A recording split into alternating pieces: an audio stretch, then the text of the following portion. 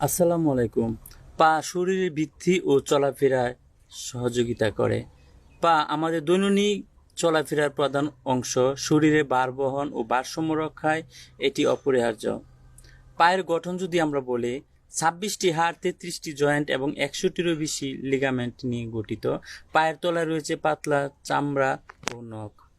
আরামদায়ক জুতা পরা ও নিয়মিত পরিষ্কার রাখা, অধিক সময় দাঁড়িয়ে না থাকা ও পর্যাপ্ত বিশ্রাম, নিয়মিত ব্যায়াম এবং পায়ের স্ট্রেচিং করা। পায়ের তলায় প্রায় 2.5 লক্ষটি স্নায়ু শেষ হয়, যা সারা শরীরের সঙ্গে সংযুক্ত। পা ঠান্ডা হলে সম্পূর্ণ শরীর ঠান্ডা লাগে, কারণ পায়ে রক্ত সঞ্চালন কমে যায়।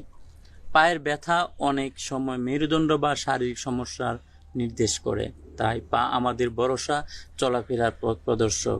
যত্ন নাও ভালো, দেহ হবে সুস্থ। আরাম, পরিচ্ছন্নতা, ব্যায়াম হোক সাথী, পায়ে থাক সুখ, সন্তোষ, গন্তব্য হবে মাধুরী। ধন্যবাদ।